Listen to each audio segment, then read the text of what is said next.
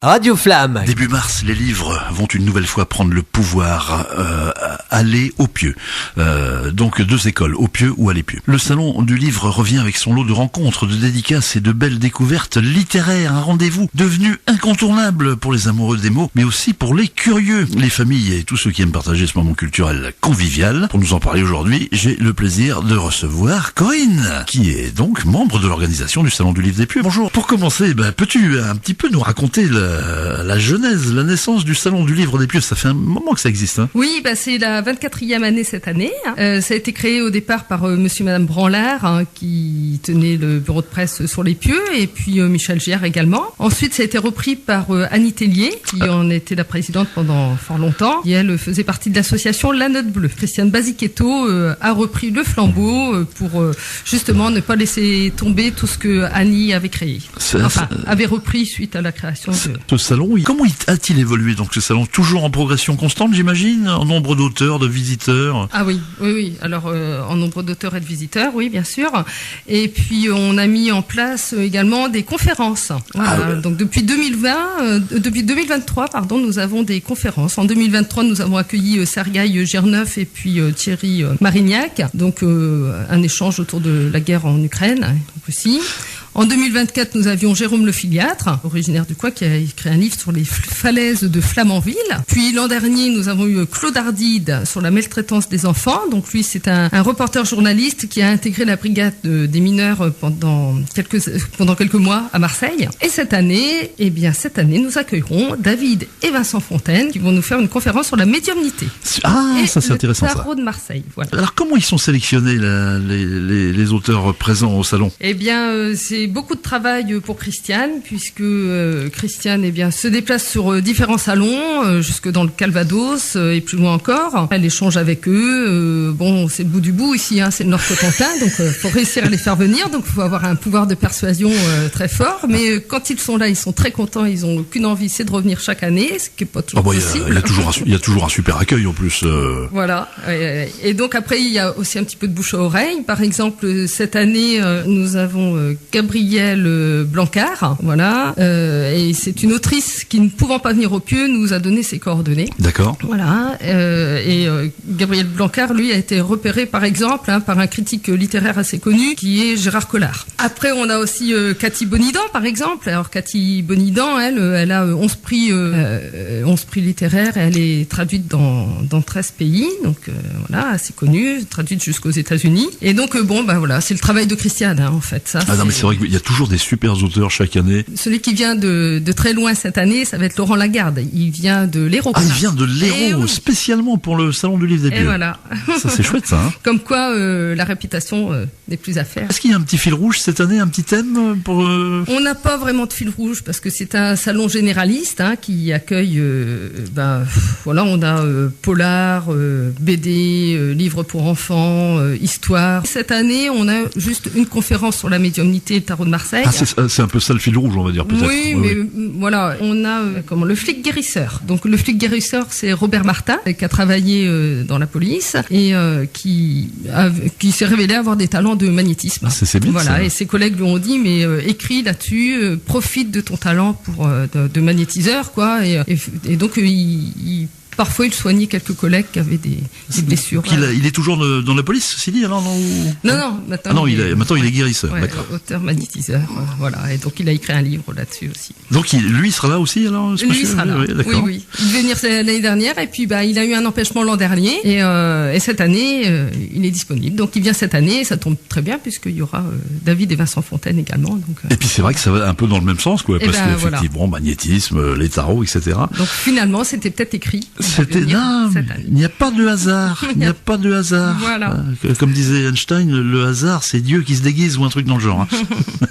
Alors, donc pour l'évolution du salon, c'est les conférences. Et puis maintenant, on travaille aussi avec les écoles, principalement école de Flamanville et les Pieux. Donc c'est De même, on a démarré en 2023 avec Guillaume Nel qui était intervenu au Collège des Pieux. Et puis en 2024, on a eu Mademoiselle Bulle qui a écrit un livre, qui a fait faire un livre aux enfants.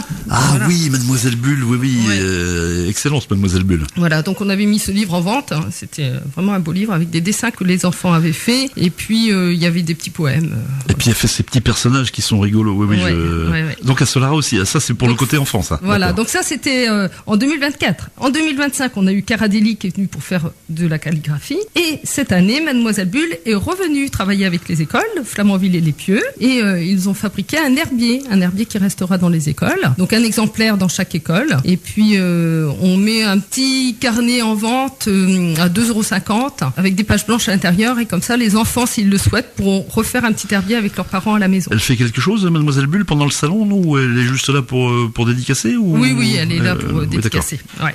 Non, cette année, ce sera Joran qui sera là pour un atelier avec les enfants. Le public visé, à qui s'adresse ce salon? Alors plutôt à tout le monde, non? Plutôt aux grands lecteurs, aux familles, aux scolaires? D'après ce que tu m'as dit, un peu tout le monde. Hein. Un peu tout le monde. Vraiment, c'est généraliste et on a à cœur de vouloir faire venir tout le monde. Les enfants, avec leurs parents, les personnes un peu plus âgées, enfin, toutes les tranches d'âge. Voilà. Et il y en a vraiment pour tous les goûts. Romans, BD, policiers, livres normands, puisqu'on a une association qui s'appelle Oupidifar qui vient. Oui, parce que c'est vrai qu'on n'a pas parlé des régionaux, mais il y a parmi les auteurs, donc vraiment ce qu'on appelle vraiment les grands favoris, il y a également les régionaux un petit peu. Voilà, c'est ça.